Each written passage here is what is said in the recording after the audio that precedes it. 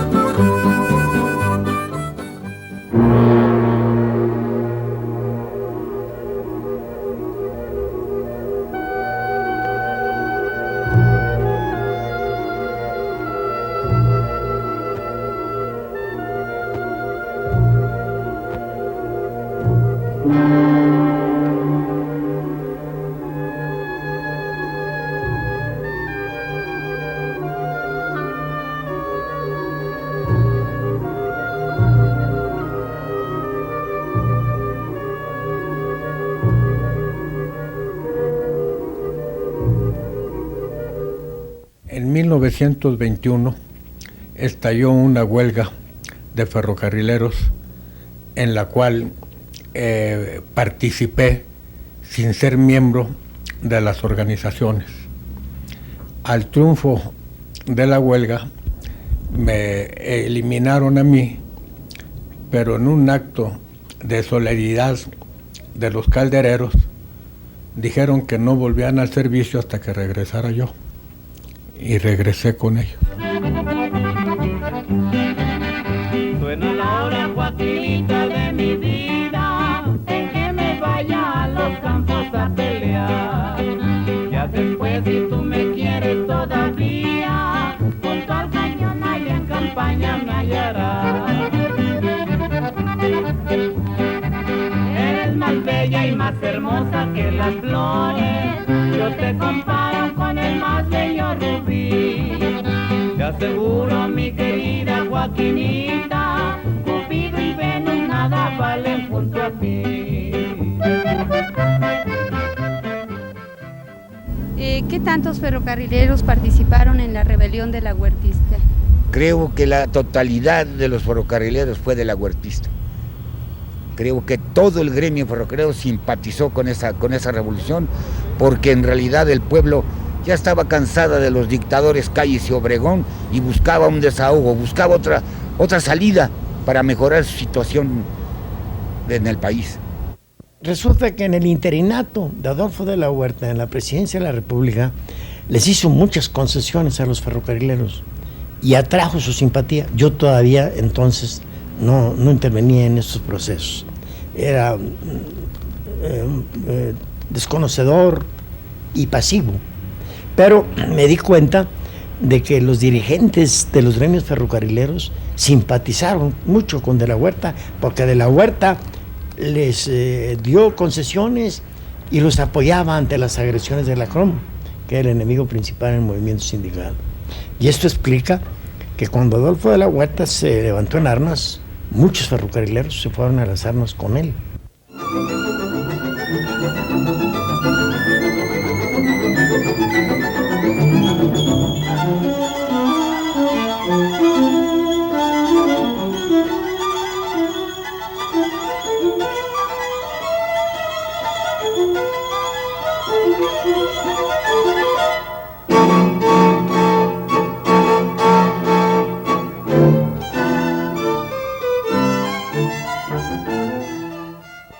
¿Qué papel jugó la División Puebla dentro del movimiento huelguístico nacional? Magnífico. Fue una de las divisiones, de los lugares que más se distinguieron en esta lucha. Aquí sacrificaron muchos hombres, muchos valores humanos en esa descabellada huelga. Digo descabellada porque sobre eso había que hablar mucho. La falta de organización, la falta de respaldo, la falta de unidad. Por ejemplo, los trenistas nunca participamos en esa huelga por las diferencias que había entre organizaciones. Al fracasar la huelga del 26-27 por la brutal represión de morones y de calles, se generó en los ferrocarrileros la urgencia de terminar con la forma gremialista de organización y pasar a la formación del sindicato ferrocarrilero. Llegamos a crear una verdadera convicción a este respecto y a la mayoría absoluta de los ferrocarrileros, inclusive ya con los factores que concurrían por la crisis cíclica del 29-32, con una depresión que duró mucho hasta el 34. Eso influyó mucho más, y de ahí que inclusive ferrocarrileros que habían entrado como esquiroles de la CROM asumían actitudes consecuentes y hasta radicales. Los trenes y los amores todos quieren terminar. Unos están esperando, otros llegan y se van. Dime en el tren que tú llegas para poderte esperar. ¿Puede usted comentar algunos problemas con los que se presentaron para la formación del sindicato ferrocarrilero? Pues fue tan arrollador el movimiento que quienes se oponían fueron aplastados, ¿no? Además, todos los dirigentes, los gobiernos generales que se llamaban, de las sociedades gremiales, aceptaron la necesidad del sindicato, todos. ¿Y cómo enfrentaban las diferencias al interior de las organizaciones? Y ya cuando llegamos estaban muy vencidas, porque era gente hasta fanática. Yo podía mencionar nombres de compañeros nuestros que cuando declararon desaparecida la alianza, le lloraron. Eso lo vi. Ya había conciencia, y aunque costó trabajo porque, como decía el compa Terán Gómez, el telegrafista quería mucho a su sociedad mutualista, el oficinista a su alianza, los caldereros a su sociedad internacional, a los carpinteros, pero era cosa de tipo romántico. En ellos había el deseo, la seguridad de que debía lucharse dentro de un solo núcleo sindical, pero querían a su gremio, querían, como se dice ahora, querían su bandera, su sociedad mater. ¿Qué modificaciones se dieron más importantes en cuanto a la revisión de los contratos? Muy serias, porque esa unidad era imponente en aquel tiempo. Y el estado de ánimo, en eso yo insisto mucho, que influía la crisis cíclica brutal del 29-32, era muy enérgico para unirse frente a la empresa y el gobierno. Esos factores a que me he referido, las experiencias de la derrota de la huelga y la crisis cíclica, nos permitieron a los ferrocarrileros jugar el papel muy importante de formar el primer sindicato nacional de industria. Y no solo fue el primer sindicato, sino que impulsó a mineros y a petroleros concretamente para que se constituyeran en sindicatos nacionales de industria. En el edificio del sindicato ferrocarrilero que estaba en la avenida Hidalgo, se le dio al sindicato minero cuando se constituyó todo el piso de arriba para que tuviera sus oficinas mientras se organizaban y se establecían en un local. Exactamente lo mismo sucedió con petroleros.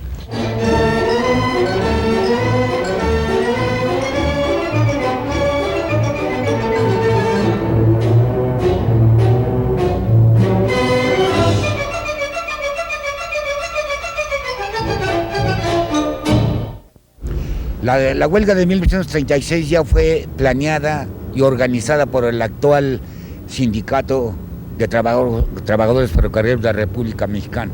Desgraciadamente, antes de declararnos en huelga, ya la Junta de Conciliación y Arbitraje tenía su fallo en el sentido de que era inexistente. Lamento tener que decir que fue un golpe terrible, muy rudo a los ferrocarrileros, porque se efectuó en el sexenio de un hombre que los ferrocarrileros quisimos mucho y del cual el pueblo recibió muchos beneficios, o sea, el general Lázaro Cárdenas. El general Cárdenas, muy progresista, muy obrerista, como se decía, sin embargo, pues no resistió las presiones, sobre todo del imperialismo yanqui, en cuanto a que los ferrocarriles eran una industria indispensable para la minería, para el petróleo, que en gran parte se transportaba en tanques, y para todas las industrias. La huelga de 36, aunque haya sido corta en su vida, fue cosa de horas, fue un hecho único dentro del gremio ferrocarrilero como demostrativo de la organización del gremio. Entonces mi propósito fue una huelga que tenga la solidaridad absoluta del gremio y que se mueva bajo disciplina. No era hacer la huelga nada más por darme el gusto de hacer una huelga. El sindicato necesitaba un movimiento así para consolidarse. Pero tomé mis precauciones de que fuera tal la disciplina que cuando se declarara inexistente la huelga, con esa misma disciplina se regresara al servicio. Y lo logré. Todo para que se moviera como un ejército. Fuimos a la huelga como un solo hombre y regresamos también a la hora precisa a reanudar el servicio. Pero fue enorme, enorme lo que se logró, porque consolidado el sindicato, a partir de allí la fuerza del sindicato fue ostensible.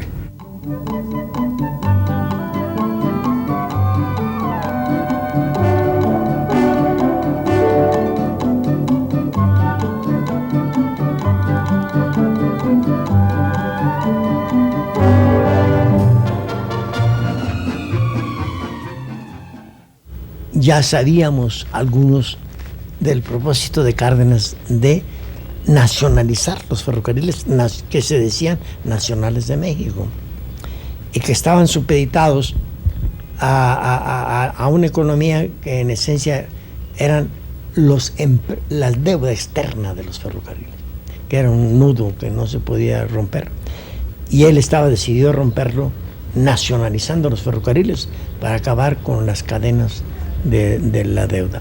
Estuve una semana en Nueva York hasta que logré entrevistarme con el señor Badford, que era el secretario de la Junta Directiva de los Ferrocarriles Nacionales en la porción correspondiente a los americanos. Mi deseo de ver a Badford era consultarle cómo vería él un acuerdo del gobierno expropiando a los ferrocarriles nacionales. Badford no quiso dar una carta, no quiso hacer una declaración personal, pero tomó el memorándum que yo le presentaba y solamente le puso "wonderful" y firmó. Ese documento lo consideré yo una joya, porque era la clave para poder discutir contra los funcionarios del gobierno del general Cárdenas, que a pesar de que él en persona era partidario de la expropiación, tenía las objeciones de abogados que decían que se entraría en problema con los accionistas. Cuando el tren vaya corriendo, como quien se va del lado, y oyes hablar de los guajes, es que llegaste a Silao. Y si el tren se para pronto y se te acerca un chamaco gritando "tengo frijoles", es que estás en Apizaco. En una sola junta, el señor general Cárdenas dio la siguiente resolución: todos los consejeros deben ser nombrados por el sindicato, inclusive el gerente, pues porque se trata de una administración obrera.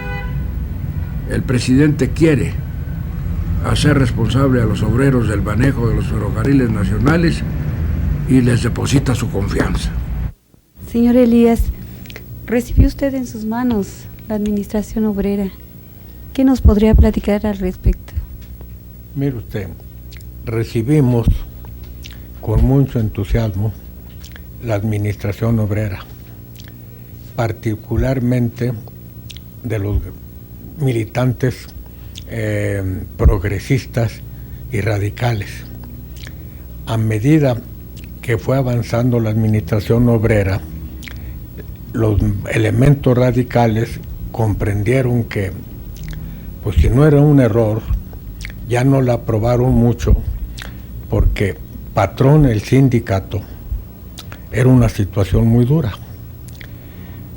Yo la recibí con mucho gusto y tuve y tengo todavía esta ilusión que hubiéramos salido adelante, a pesar de que nos pusieron unas exigencias muy rígidas. Se planteó con mucha fuerza la necesidad de acabar con las tarifas de subsidio de los ferrocarriles a los grandes industriales, entre los cuales se destacaba la minería, que era casi totalmente de exportación.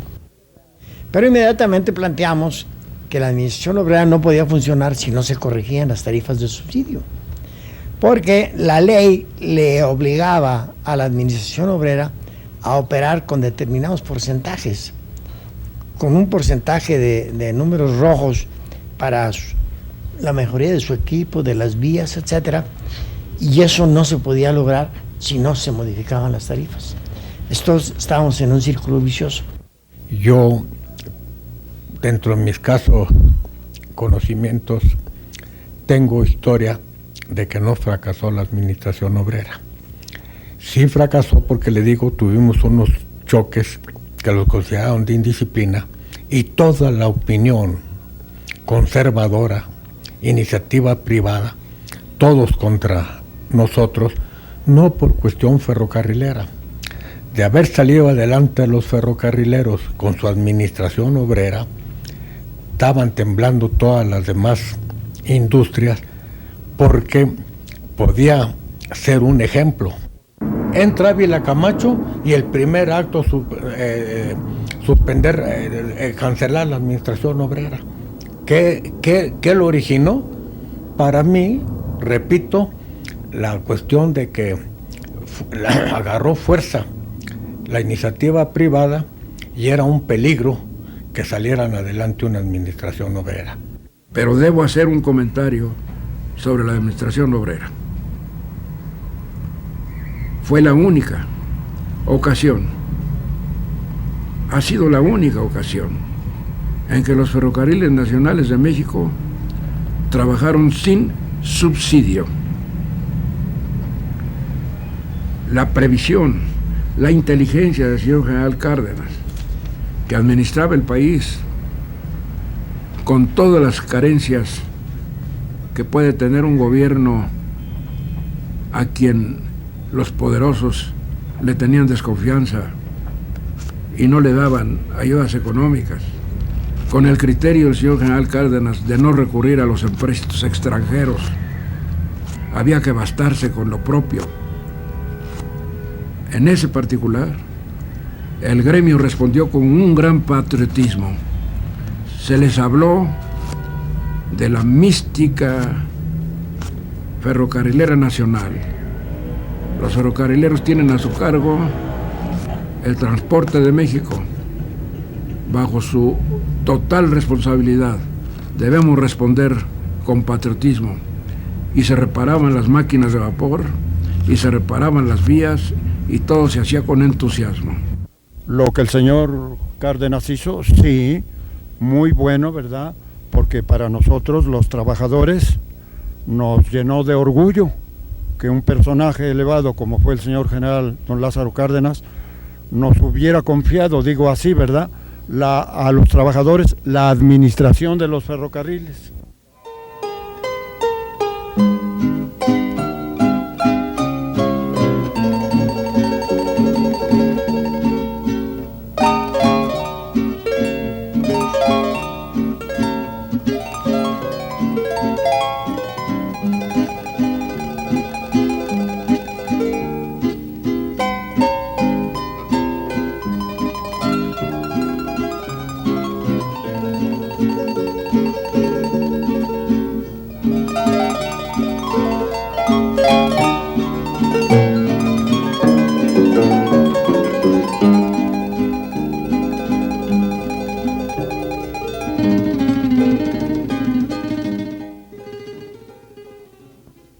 podría platicar cómo era Oriental cuando usted llegó acá?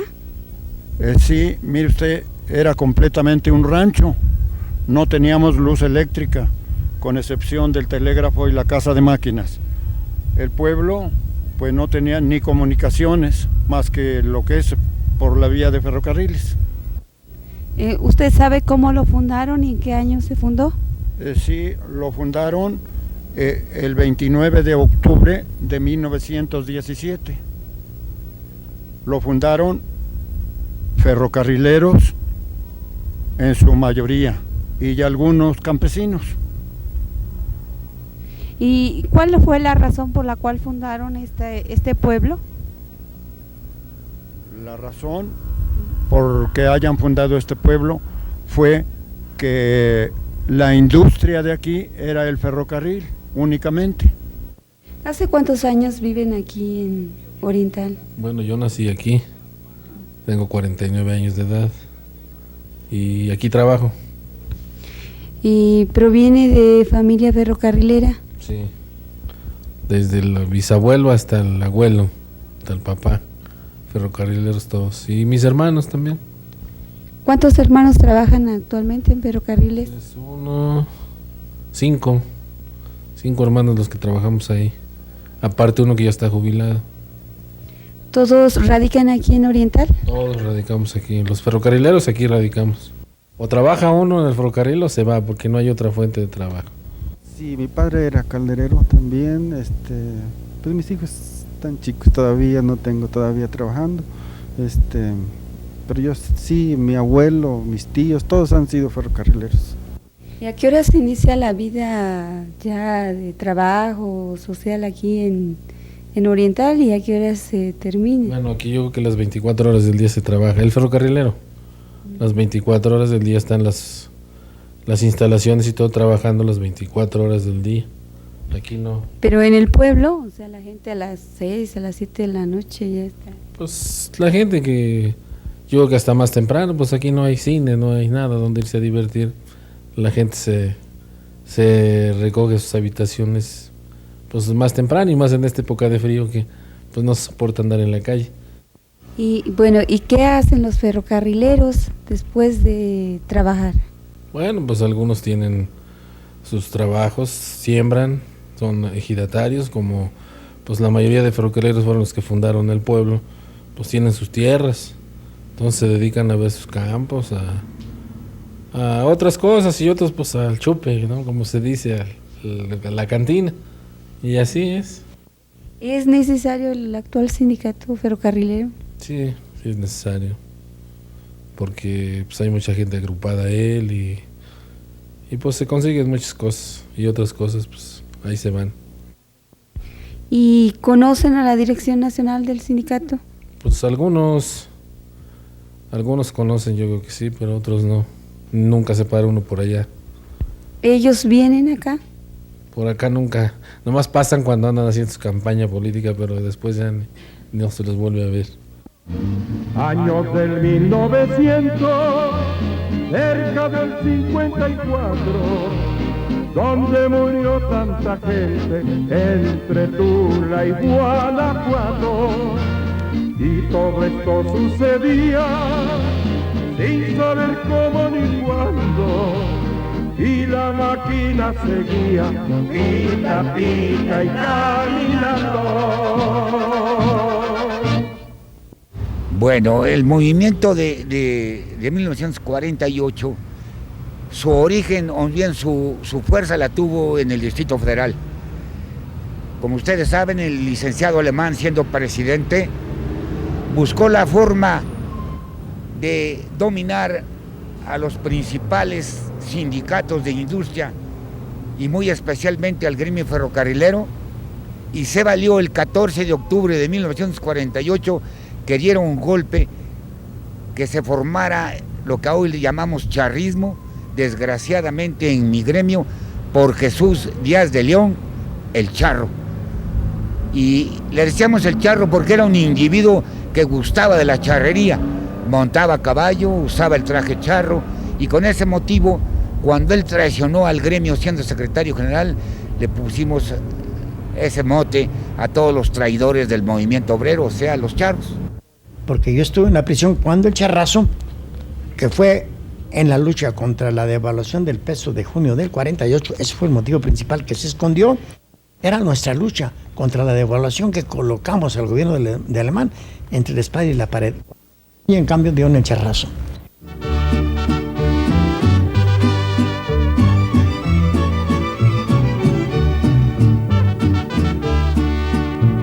Se oye la voz de un corrido que se hace pena y lamento. Es un tributo sentido que habla de luchas y anhelos. Señores, este corrido es un cantar al obrero.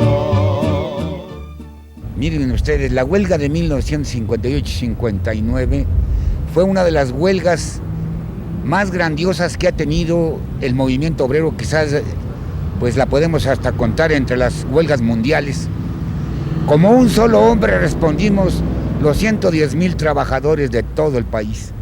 Los ferrocarrileros que habían logrado conquistar después de 20 años, repito, no solo un nuevo contrato, sino un sindicato, una dirección sindical electa por ellos. Esto era extraordinario, había que cuidarlo verdaderamente. El movimiento sindical estaba prácticamente volcándose sobre el sindicato ferrocarrilero para preguntar cómo había podido hacer esto, cuáles eran sus luces, sus consejos para poder sacudirse a sus respectivos grupos entronizados en la dirección de los sindicatos. Resulta de que ya la gente estaba más radicalizada que Vallejo. Todo el mundo quería ir más allá que Vallejo. Y para mí hubo cierta anarquía. Ya no había un gobierno fuerte en Vallejo. Si Vallejo pedía 1 peso, otro quería 2 y otro 3. Entonces creo yo que allí fue el meollo del asunto. Pero también la historia se repite. Vallejo estaba agarrando una fuerza que ya no eran nomás los ferrocarrileros, ya andaban los petroleros, ya andaban los maestros, y entonces hubiera creado una organización independiente que a nuestros gobiernos no le convenía. Se conquista por primera vez en México la vigencia de la fracción 12 del artículo 123, que dice que todas las empresas y patrones con más de 100 obreros y empleados le construirán a sus obreros y empleados casas cómodas, higiénicas, con el 0,5% del valor catastral. Y eso fue motivo para que viniera Eisenhower a hablar con López Mateos, porque las erogaciones eran tremendas de capital sin utilidades, porque era una inversión tremenda para construirles casas a los obreros sin tener ganancia. Y de allí, cuando todavía la mayoría de las empresas eléctricas, mineras, etcétera, eran yanquis inglesas, presionaron mucho, y así fue como se vino la gran represión del 58-59. Fuimos golpeados en una forma fuera de todo sentido, fuera de todo patriotismo, por el presidente Adolfo López Mateos, quien ordenó que invadieran las tropas las instalaciones y nos echaran afuera a la mayoría de los trabajadores. ¿Por qué cree usted que el gobierno reaccionó de una manera tan extrema? Desgraciadamente, quisiera no decirlo, pero influyen mucho en esos grandes movimientos los intereses de Estados Unidos en nuestra patria. Me recuerda que días antes de que se tomaran determinaciones tan drásticas, había tenido una junta el licenciado López Mateos con el general Eisenhower en Acapulco, y me parece que de esa entrevista se derivó el resultado que estimamos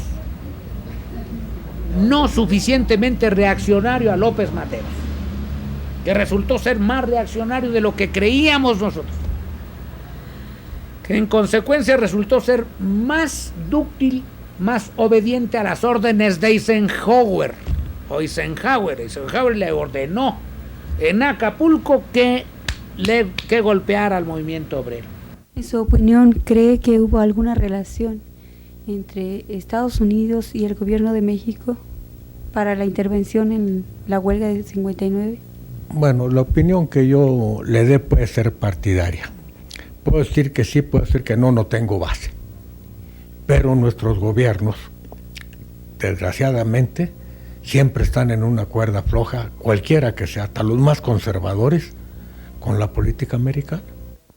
No hay que perder de vista que los gobiernos que sufrimos en México, con excepción de alguna manera del gobierno de Cárdenas, son gobiernos que representan, y cada vez más, acercándonos a estos tiempos, cada vez más representan el interés de la gran burguesía, representan el compromiso de la entrega o del mantenimiento de México como una colonia norteamericana. Por eso la derrota de 59 de los ferrocarrileros se integra como una derrota de los obreros, del movimiento obrero, como una derrota del movimiento democrático, como una derrota del movimiento antiimperialista, como una derrota del movimiento de la paz. Esa es la magnitud de la derrota del 59. El movimiento del 58-59 fue aplastado por la represión, pero principalmente por la gran confusión política que realizaron todos los medios de difusión y todos los sectores del capitalismo y del gobierno, a la cabeza de ellos las empresas imperialistas, en el sentido de que era un movimiento dirigido por Vallejo y por la embajada soviética, que Vallejo ni conocía la embajada soviética. Que yo sí conocía a uno de los embajadores que el gobierno de México había expulsado del país, pero Vallejo no conocía a nadie, y que era perfectamente sabido que los obreros revolucionarios de México teníamos como norma, en casos de represión, ni salir al extranjero ni asilarnos en embajadas, sino enfrentar la represión y aún desde las prisiones refutar lo que se decía. Conozco todas las delegaciones de policía del Distrito Federal, menos una, la de la Villa, porque es probable que la Virgen de Guadalupe no me pasaba ni no me aceptaba por ningún concepto. ¿Y cuál es la opinión de la mayoría de los ferrocarrileros que vivieron esa huelga, la huelga de 59? ¿Cuál es la opinión o los recuerdos que le quedaron sobre el movimiento? Pues que en algo se beneficiaron. Yo a través del tiempo he visto y en algo se beneficiaron porque había muchas cosas marginadas y él firmó varios convenios, pues lo de las casas, lo que les han dado a los ferrocarrileros, el servicio médico para la familia y otras cosas, un aumento que hubo de sueldos porque estaba muy por abajo de los sueldos, entonces él vino a modificarles un poco y yo creo que para mí esa cosa estuvo pues bien. Y después del movimiento vallejista nunca jamás hubo acá una huelga o un paro. No, ya no. Hasta ahorita que yo ya ingresé, yo tengo 25 años de trabajar, no ha vuelto a haber un movimiento de eso. ¿Hay vida sindical aquí en Oriental? Pues sí, hay una delegación del sindicato y pues, nada más hay un secretario, un tesorero y el otro de organización, eso es todo lo que hay en el sindicato. ¿Y cómo comparar usted un líder como Vallejo con otros líderes del sindicato ferrocarrilero? Bueno, es que porque Vallejo sobresalió, ¿no? Hizo su huelga, hizo su movimiento y benefició en algo, y ahora los que llegan pues nomás pasan así y no se ve ningún beneficio. Bueno, ¿qué opinan pues del actual sindicato? Mire usted, es tan largo eso que un libro no es suficiente. Tanto Memo como yo tenemos un concepto tan distinto de lo que fue el sindicato, donde pensábamos que era romanticismo gran parte, una verdadera cosa ideológica, y lo demostraban los sueldos. Yo de secretario general, con unas exigencias de prohombre por el tiempo de Cárdenas, ganaba 500 pesos. Repito, era compatible con mi soltería, que vivía en un cuarto de un hotel de segunda o tercera categoría. Y para hacer un viaje de delegado le daban a uno un dinero que no le servía ni para el camino ni para comer. Entonces venía uno aportando algo, y ahora no. Ahora vienen en pullman, con todas las comodidades, y desgraciadamente creo que aburguesa los sueldos, las canonjías políticas y todo. Pues el sindicato está en una situación, fue el sindicato de vanguardia y ahora es de la retaguardia absolutamente. E independientemente de los valores humanos sindicales, también es culpa de nuestro sistema ferroviario, que en lugar de ir como petróleos para arriba progresando, los ferrocarriles van para abajo, y por consiguiente el personal no es de la selección que tenía antes, lo mal pagado y todo. Entonces hay una diferencia, señorita Gloria, del sindicato, que le pondríamos mucha pasión, exageraría demasiado, pero hay una diferencia como del cielo a la tierra.